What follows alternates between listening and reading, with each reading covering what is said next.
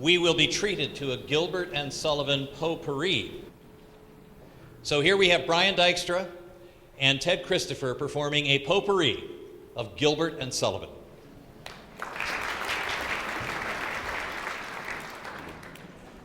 I'm delighted to be here. Thank you all very much for inviting me. This is my home away from home.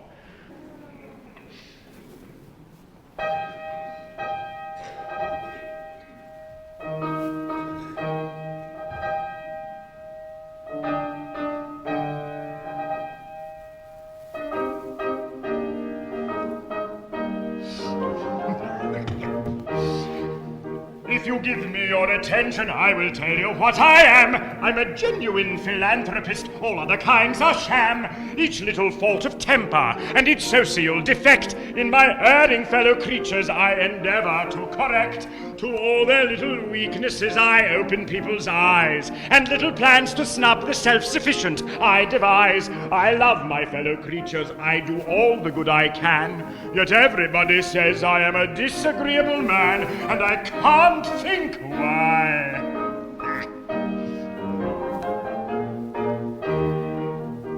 To compliments inflated, I've a withering reply, and vanity I always do my best to mortify. A charitable action I can skillfully dissect, and interested motives I'm delighted to detect. I know everybody's income and what everybody earns, and I carefully compare it with the income tax returns. But to benefit humanity, however much I plan, yet everybody says I am a disagreeable man, and I can't think why.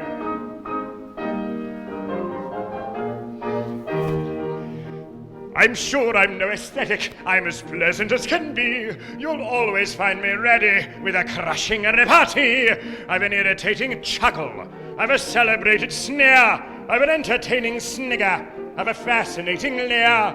To everybody's prejudice I know a thing or two. I can tell a woman's age in half a minute.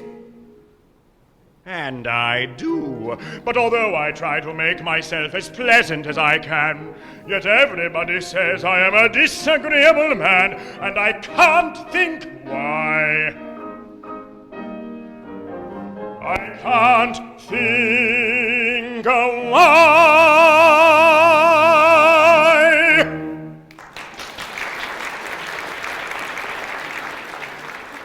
So the comic operas of Gilbert and Sullivan have figured heavily into my life as a performing artist and as a stage director, and they also have figured heavily into the life of this community, not just in the last 35 years or so. In fact, one of the first performances at the Quinby Opera House was HMS Pinafore, Gilbert and Sullivan's immortal comic opera. Hence this. But not all of the comic roles in Gilbert and Sullivan are quite so satirically absurd. Some of them are rather heartbreaking. One of my favorite is the character Jack Point from Yeoman of the Guard by Gilbert and Sullivan. This is a court jester who is unlucky in love. But he is asked through various machinations of the torture master at the Tower of London, how you go about becoming a court jester.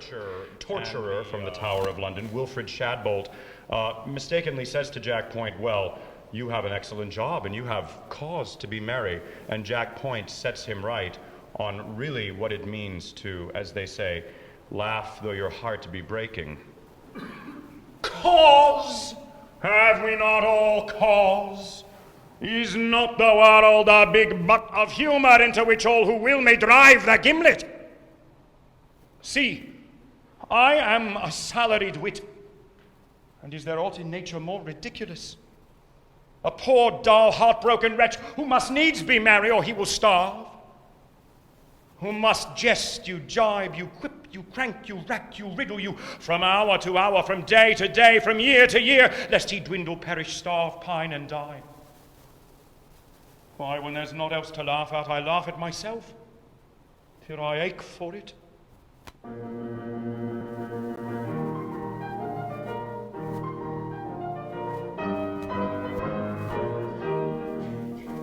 Oh, a private buffoon is a light-hearted loon if you listen to popular rumor. From the morn to the night he's so joyous and bright, and he bubbles with wit and good humor. He's so quaint and so terse, both in prose and in verse, and though people forgive his transgressions, there are one or two rules that all family fools must observe if they love the profession. There are one or two rules, half a dozen maybe, that all family fools of whatever degree must observe if they love the profession. If you wish to succeed as a jester, you need to consider each person's auricular. What is all right for B would quite scandalize C, for C is so very particular. And D may be dull, and E's very thick skull is as empty of brains as a ladle, while F is F sharp, and we'll cry with a carp that he's known your best joke from his cradle. When your humor they flout, you can't let yourself go, and it does put you out when a person says, "Oh, I have known that old joke from me cradle." When your master is surly from getting up early and tempers are short in the morning, an inopportune joke is enough to provoke him to give you at once a month's warning. Then if you refrain, he is at you again, for he likes to get value for money. He will ask then and there, with an insolent stare, if you know that you're paid to be funny. It adds to the task of a merriman's place when your principal asks with a scowl on his face, "Don't you know that you're paid to be funny?" Comes a bishop maybe, or a solemn DD, oh beware of his anger provoking. Better not pull his hair, don't stick pins in his chair, he don't understand practical joking. If the jest that you crack have an orthodox smack, you may get a bland smile from these sages, but should they by chance be imported from France, half a crown is stopped out of your wages. It's a general rule, though your zeal it may quench, if the family fool tells a joke that's too French, half a crown is stopped out of your wages.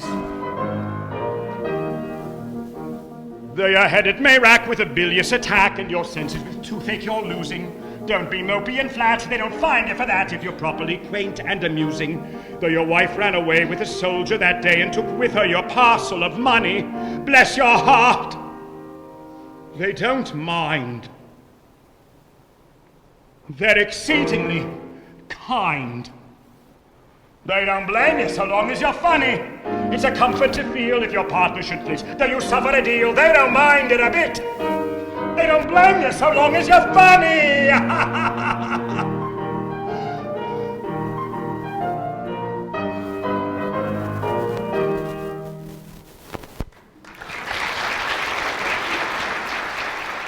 Not all of the Gilbert and Sullivan comic roles are quite so sardonic or tragic.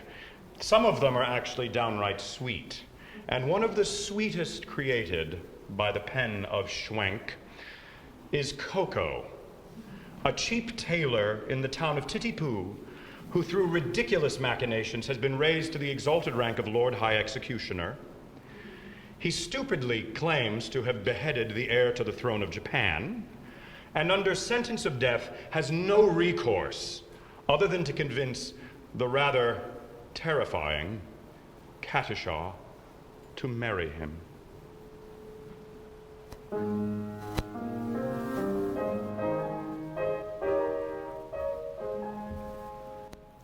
On a tree by a river, a little tomtit sang willow, tit willow, tit willow.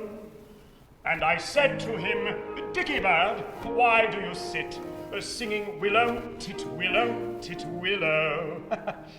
Is it weakness of intellect, birdie, I cried, or a rather tough worm in your little inside? With a shake of his poor little head, he replied, Oh, willow, tit willow, tit willow.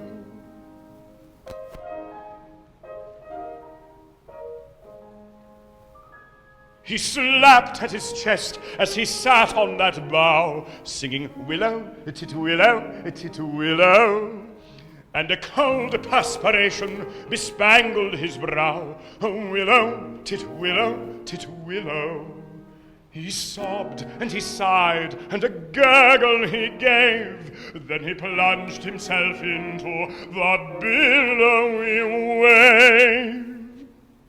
And an echo arose from the suicide's grave.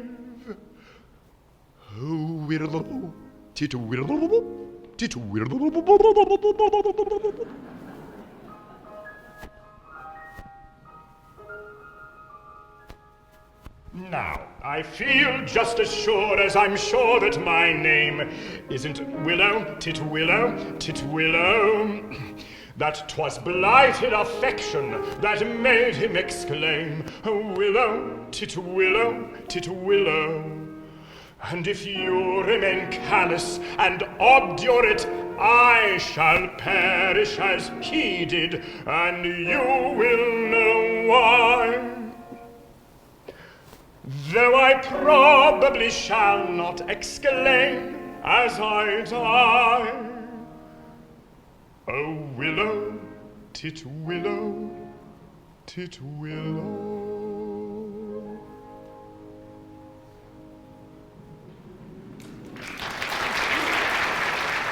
It's such a pleasure to get to share this music with you, and a big pleasure for me to get to work with such a fine pianist in Brian Dykstra. So as I mentioned before, the Quinby Opera House, among many wonderful performances that went on in that theater, one was, of course, HMS Pinafore.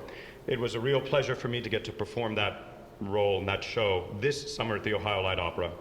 I hope to see many of you in the lobby of Friedlander Theater next summer for the 36th season of the Ohio Light Opera.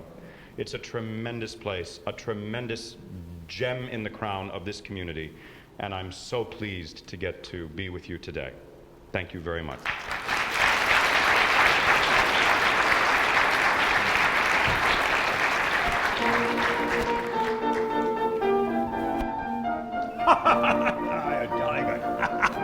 Well done. Goodness gracious, the audience is this way. When I was a lad, I served a term as office boy to an attorney's firm. I cleaned the windows and I swept the floor, and I polished up the handle of the big front door. I polished up that handle so carefully that now I'm the ruler of the Queen's Navy. You're going to have to do better than that. As office boy, I made such a mark that they gave me the post of a junior clerk. I served the writs with a smile so bland, and I copied all the letters in a big round hand. I copied all the letters in a hand so free that now I am the ruler of the Queen's Navy. That now he is the ruler of the Queen's Navy. Goodness gracious. In serving writs I made such a name that an articled clerk I soon became. I wore clean collars and a brand new suit for the pass examination at the Institute. That pass examination did so well for me that now I am the ruler of the Queen's Navy. Oh, you'll get it eventually. For the legal knowledge I had such a grip that they took me into a partnership, and that junior partnership I mean was the only ship I ever had seen. But that kind of ship so suited me that now I'm the ruler of the Queen's Navy. That kind of ship so suited me that now I'm the ruler of the Queen's Navy. I grew so rich that I was sent by a pocket borough into Parliament. I always voted at my party's call, and I never thought of thinking for myself at all.